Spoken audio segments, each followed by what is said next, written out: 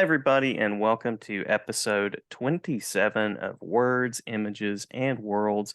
My name is Jason D. Hart, same as it was last episode, and I'm joined today by Raymond Benson. May I call you Raymond Yes. or? Okay, great, thanks. Welcome to the podcast, Raymond. I was introduced to your work in the 90s through a novel called Zero Minus 10. Zero Minus 10.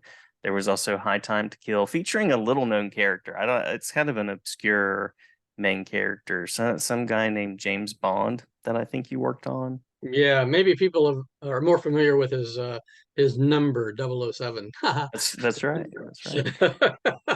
Yeah.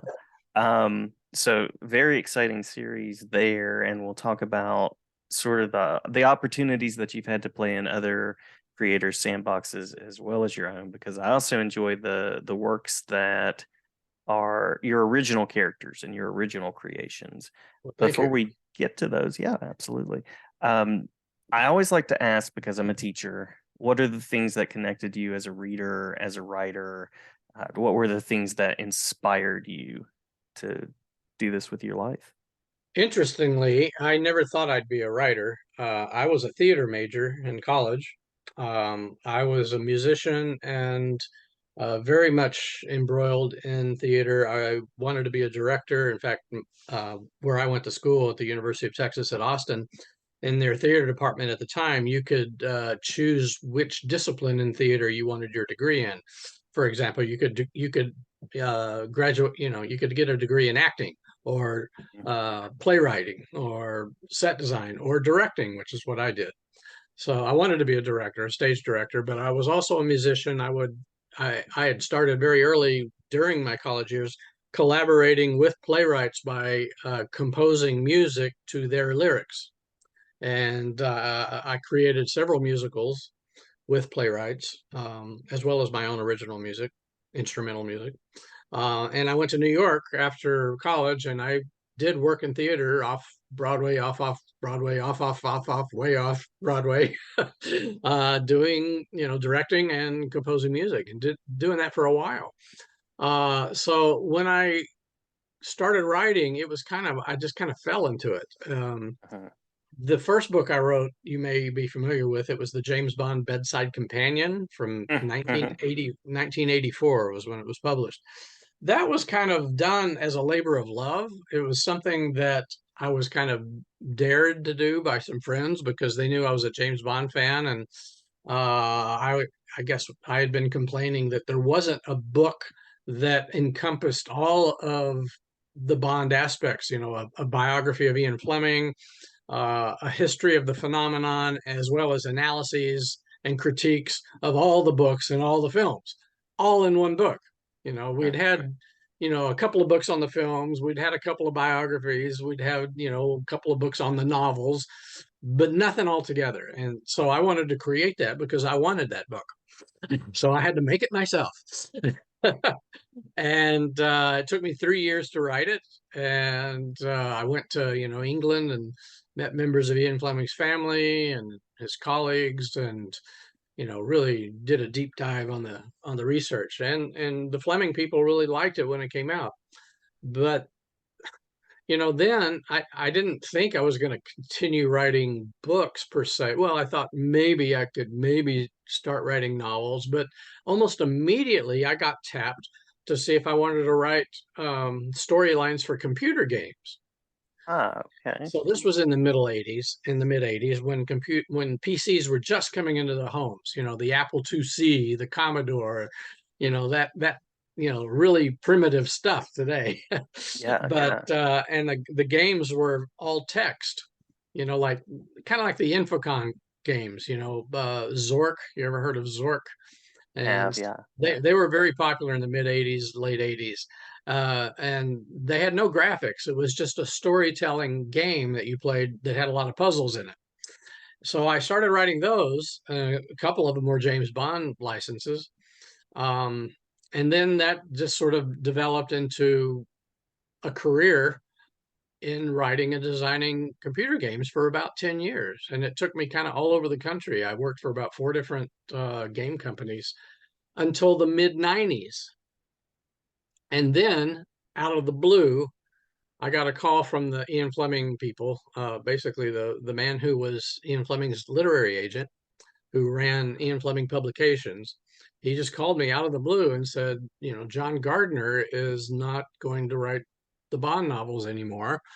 How would you like to give it a shot? So Right. that wasn't even on my radar, you know. Um, and so there was a little audition process, but I did get the job.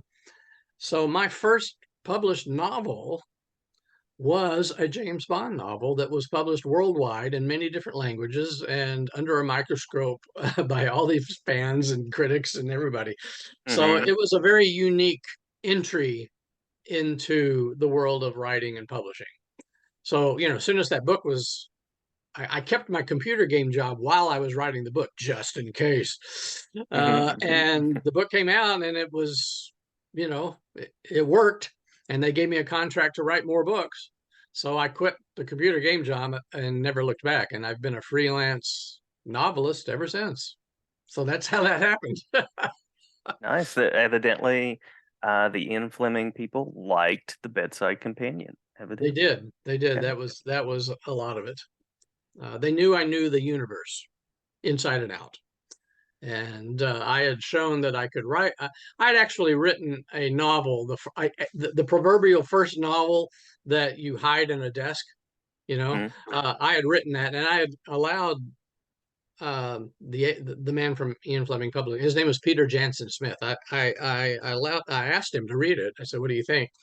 And he didn't think it was bad, but he thought, there were these problems and blah blah blah. He said it's a good first try, but it's probably not worth publishing. So he knew I could write a novel and complete it, which Mm-hmm. is a big part of writing a novel is being able to write the whole thing and finish it. Because I know so many people that say they start writing a novel and then they lose interest in or whatever, and they never finish it. If you can finish the project, then that shows that you can actually write one. Um, and then, I'd been writing all these plots, fiction plots for computer games, and that entailed, characters and dialogue and complicated, plots and uh, red herrings and obstacles and puzzles and all this stuff. Mm-hmm. So he knew that I had it in me, that I could do it. And the fact that I knew James Bond so well, he thought maybe he should give me a try, and it worked. And you also worked on, you did Metal Gear Solid books, I believe. Yeah, that was a little later. That was Mm-hmm. after Bond. Doing Bond put me on the short list of editors who did work on what we call tie-in books. And so I did work for Tom Clancy's Splinter Cell for the first two books in that series as David Michaels. They wanted an in-house pseudonym so that all the Splinter Cell authors would be David Michaels. And I think there were three or four David Michaels, and I was the first one. Did not uh, realize that. yeah, that's right. Um, and then came Metal Gear Solid. I did two books for that. I worked on Hitman, a book for Hitman, that game. Mm-hmm. Um, Dying Light. Um, there was a game called Homefront that I did a book for. So yeah, the tie-in work is always really good for bread and butter work. They pay pretty well, and I was able to do it. And I also did the novelizations of the Bond movies while I was doing the Mm-hmm. Bond novels. So I had my original Bond novels as well as the movie novelizations, and those are considered tie-ins as well. So yeah, that's what it is. And then after Bond, I started really writing my own original stuff, and I've been doing that for now 22 years. Yeah, you have Black Stiletto, the Black Stiletto series, which I think is 5 books. They're all $1.99 today on Kindle. I knew that. Yeah, Yeah. they've been doing a lot of good. That publisher, Ocean View, does a lot of great promotion for it. There's also an ebook with all 5 books contained in one ebook, and that goes on sale on Kindle a lot. Has done very well. I consider the Black Stiletto serial. I call it a serial, not a series. The Black Stiletto is my magnum opus. That's my, I think, the best thing I've ever written, and I love it. Yeah, very very enjoyable, and you could see the pulp influences, which I always love, um, those kind of things, Hmm. and the vigilante idea. I was a superhero kid growing up. I'm still a superhero kid now that I'm sort of grown up. So all of those things sort of weave in, and Hmm. it really travels across those books really well. The intrigue and the way that you Thank you. work in the developments. Yeah. Thank you. Well, that brings me back to the first question you asked me about inspirations. Hmm. I've always read a lot. I've always been a big reader. And, first I would probably say Ian Fleming is obviously a major influence because I've been reading him since I was 9 years old, in the early 60s. Uh, And I've read those books over and over. Um, and another influence, I really like the sort of hard-boiled pulp stuff like James M. Cain and mhm, Raymond Chandler, and especially Jim Thompson, who was writing mostly in the 50s. The mhm, guy who wrote Killer Inside Me and things like that. He was a big influence. There was a British writer named Ruth Rendell who was one, probably, while she was alive, I would say she was my favorite living author. She just passed away about 5 years ago, 6 years ago. Um, but everything she put out, I devoured, and especially her creepy psychological suspense novels, which I had a big influence on me. But also film has had a big influence on me. I'm a film historian, and I taught film history at a college on the college level for many years. So I'm, influenced by certain filmmakers and directors, and um, so there you go. I did my dissertation. It was about film. I went to the University of Tennessee, Knoxville, and the guy that I was working with did comics. I'm a literacy person, so I'm also a film lover as well. And the cinematic quality definitely comes through. So very appropriate that you get to tie in video gaming and film as part of your movement into writing fiction. It sounds Hmm. like. Yeah, that's what it was. And theater. I'm still, I'm still using everything I learned as a theater director in my writing because my theater professor at University of Texas at Austin, he was one of the most renowned professors on directing at the time, and his textbook was the most widely used directing textbook in universities at the time. And he really taught us how to analyze a script. Mhm. The play that you're going to direct, we had to really tear it apart and write almost like a big thesis just on the play itself and analyze all the characters and all the plot and the subtext and the meaning and all this stuff. And you had to really study the beats of a play, the rhythm of a play, and all that stuff I use in my writing because I think a novel has to have rhythm. It has to have a tempo. Um, and I took a cue from Ian Fleming in that he always wrote his first draft in one go. He Mm. never, in other words, he didn't stop to revise anything he'd written like the day before or anything like that. Um, he would just keep going, writing a first draft. He'd write one chapter, then go on to the next, and the next, and the next, and the next, and just pile up the pages until the first draft was done. And that establishes a pace. It establishes the movement of the book. Once that first draft is done, then you can go back to the beginning and then start revising, adding, deleting, doing what you need to. Um, and I've always done it that way, and it works. So Otherwise, you get stuck in the perfectionism, I suppose. a lot of people do. I know Yeah. several people that say, "Oh, I'm still revising chapter two," and they've been revising it for 2 months. And I'm going, "Oh, you'll never finish." Yeah. It's like that. So, um, and I'm also a believer in an outline. I know there are Mm-hmm. I know there are plotters and pantsers, writers who write by the seat of their pants and Right, writers right. who don't. And that's fine. I know lots of pantsers, and they're all very successful. Stephen King, for example, is a pantser. Lee Child is a pantser, and they're great. I don't know how they do it. I just couldn't do it that way because I was taught in theater to be prepared, do a preparation first before you have that first rehearsal, and that's what that analysis of the play script was. It's doing a preparation, and I look at writing a novel. It's like building a building. You have Mhm. to have the blueprints. You have to know what you're going to build. You can't just start building it and hope it turns out good. you know. So my outline is a prose treatment broken out by block paragraphs, and each paragraph represents a chapter. And I basically say what happens in that chapter plot wise, what's going to move the story forward. And I spend a month or two just on the what I call the outline, and that's where I work out all the red herrings and the twists and the turns and that's the most hair pulling and anxiety producing part of the writing process for me, is because that's where I really write the book, is in that 20-page outline.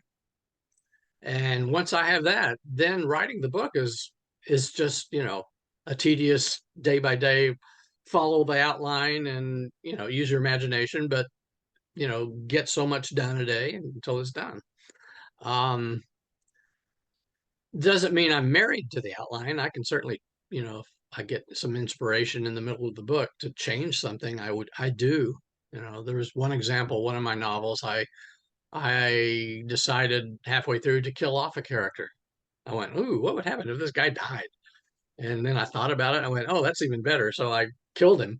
And then I had to, change the second half of the outline to reflect that, but it worked better. So there you go. That's just that's the way I do it. Everybody's different. Every writer's different. Every writer has their own method, and whatever works for them is great. I love hearing about the process and the way it comes together. Yeah, and I'm always telling my students, I teach AP Comp, and I really encourage outlining. Really encourage outlining. Although I'm sure I have some pantsers too. Hmm. Um, so before we wrap up, I want to make sure that I mention, we talked about Raymond Chandler and some of the noir kind of aspects of what has inspired you. I want to mention Blues in the Dark for Oh noir yeah. fans.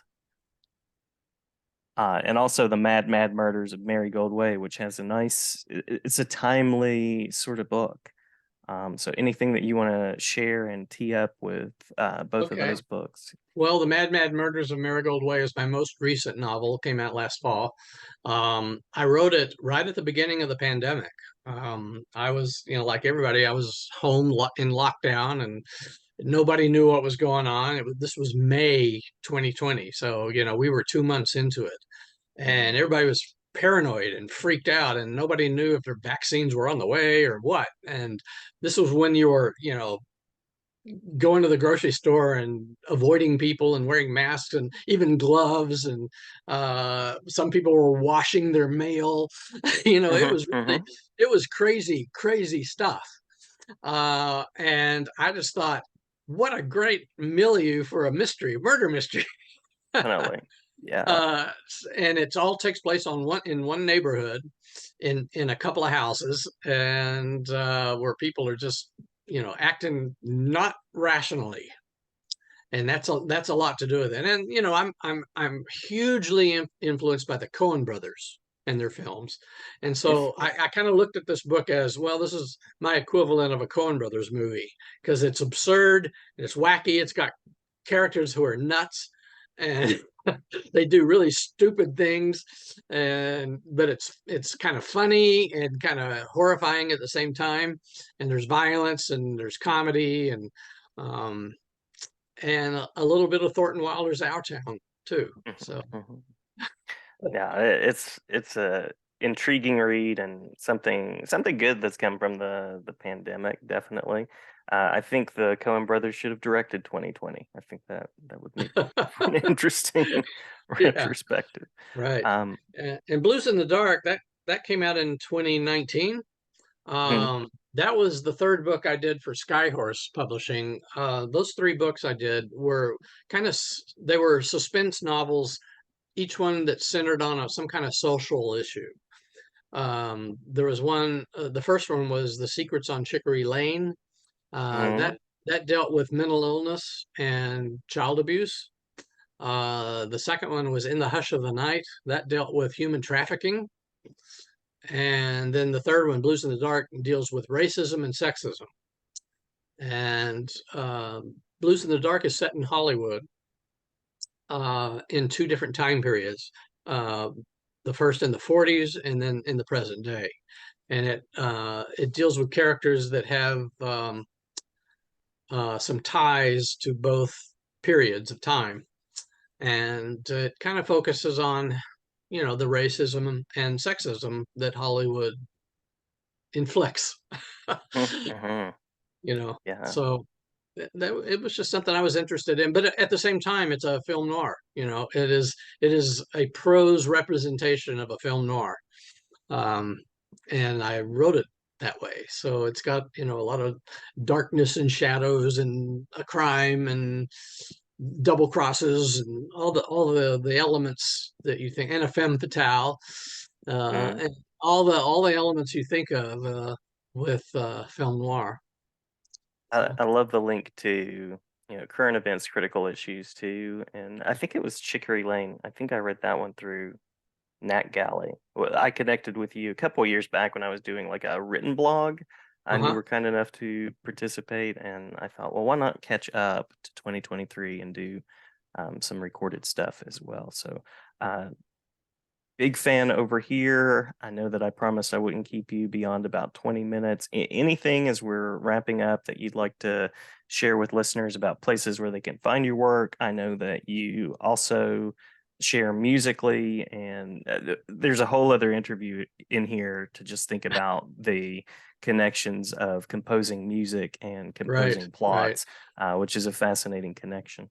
Well, if you go to my website, raymondbenson.com, there is a link to my YouTube channel, and I've got, over 100 uploads of me just playing the piano in my home, amateur recordings, but my recordings are some of my own compositions as well as classic rock and movie music and all kinds of stuff that I pretty much did during the pandemic. I kind of set myself a goal. I'm going to upload 100 videos of me playing the piano, and I did it.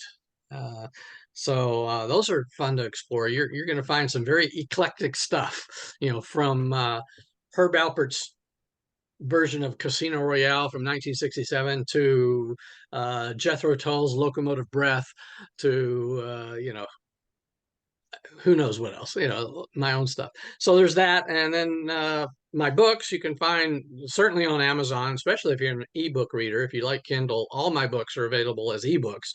Many of them are not in print anymore because time has gone by and they're not actual in print, but they're all available as ebooks. My bond collections are my six original bonds are collected in two print anthologies. One is called the Union Trilogy, and the other one's called Choice of Weapons. Those are still available. Um, there's links to everything on my website, and I'm also on Facebook. You can find me there. So Wonderful things. I'll make sure to link the website in the description on the podcast. And thank you so much for spending part of the day with me. And this was also kind of on the fly because we were planning for tomorrow. So I appreciate your willingness to jump on and talk with me. you're welcome. It was my pleasure.